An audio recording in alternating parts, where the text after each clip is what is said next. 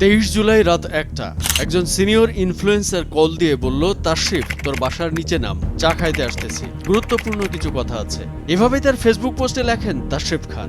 ছাত্র আন্দোলন চলাকালে বিভিন্নভাবে এই আন্দোলনকে দমনের জন্য চেষ্টা করে হাসিনা সরকার, আর এরই অংশ হিসেবে সোশ্যাল মিডিয়ায় জনপ্রিয় মুখ তাশরিফকে ব্যবহার করার চেষ্টা করে ক্ষমতাচ্যুত এই সরকার। একটা বিশাল বড় ট্র্যাপ, একটা বিশাল বড় ষড়যন্ত্র। 5 জুলাই থেকে ছাত্রদের পক্ষে বিভিন্ন পোস্ট করা, কবিতা লিখতে থাকা এবং রাজার রাজ্যে সবাই গোলাম গানটা ফেসবুকে চলতে থাকায় সরকারি পেটোয়া বাহিনীর থ্রেটে বাসার বাইরে অবস্থান করছিলেন বলে জানান তাশরিফ। ওই সিনিয়র ইনফ্লুয়েন্সারের কথা বিশ্বাস করে বাসার সামনে তার সাথে দেখা করতে যান তাশরিফ।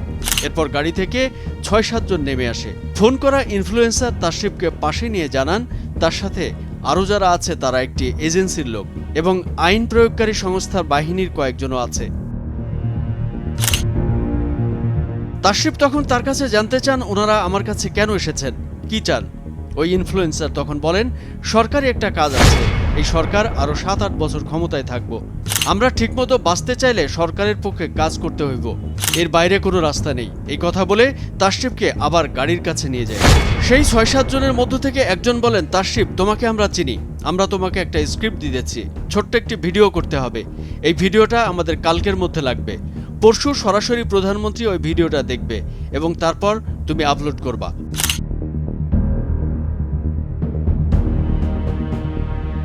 সেই ইনফ্লুয়েন্সার তাদের সাথে সুর মিলিয়ে তাশরিফকে বলেন, দেখ তাশরিফ, পিএম এর চোখে পড়ার এটাই সুবর্ণ সুযোগ, ভিডিওটা ভালো করে কর, সরকার যতদিন আছে সুবিধা পাবি। কথা শেষ করার আগেই উনি পকেট থেকে 1 লক্ষ টাকার 3টা বান্ডেল, মোট 3 লক্ষ টাকা আমার হাতে ধরিয়ে দিয়ে বলে, এটা সামান্য ছোট্ট একটা গিফট, টাকা যত চাস তত দেয়া হবে, ভিডিওটা সুন্দর করে কর। যেন আমরা এটা বলতে বাধ্য হই। ঠিক এই সময় তাশরিফের ব্যান্ডের ড্রামার শান্তর নাম্বার থেকে একটা কল আসে বলে লেখেন তাশরিফ। ফোন রিসিভ করতেই শান্ত কাঁদতে কাঁদতে বলে, তাশরিফ 5-6 জন পুলিশ এবং সিভিল ড্রেসের কয়েকজন মিলে আমাকে রোল দিয়ে সারা শরীরে মারছে।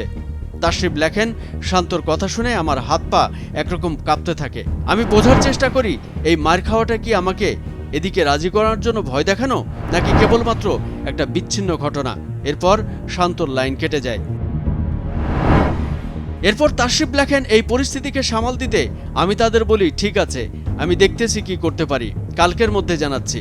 ওরা আমাকে তখনও একরকম থ্রেট দিয়ে বলে, ভাই জানাচ্ছির সুযোগ নাই, সিচুয়েশন তো বুঝেনি, ভিডিও কালকেই লাগবে। সাথে ওই ইনফ্লুয়েন্সারও আমাকে বলে, তাশরিফ ভিডিওটা তো পিএম দেখবে, সো বুঝা শুনে সুন্দর করে করিস।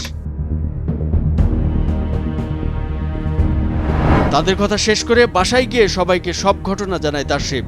এরপর ম্যানেজার আইমান সাবিতকে ওই টাকা ফেরত দিতে বলে দ্রুত বাসা ছেড়ে সেখান থেকে চলে যান বলে জানায় তাশরিফ। একদিকে গুম হওয়ার ভয়, অন্যদিকে শান্তর কান্না ভরা আর্তনাদ, সেই ভয়াবহ পরিস্থিতির কথা লেখেন তাশরিফ। তাশরিফ লেখেন, আল্লাহ জানেন আর আমি জানি, আমি টাকার কাছে বিক্রি হয়ে নাই আর দেশের সাথে বেইমানি করে নাই।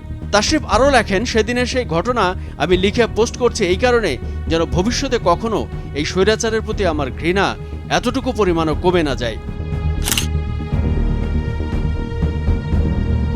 কামরুজ্জামান আরিফ, ভোরের কাগজ।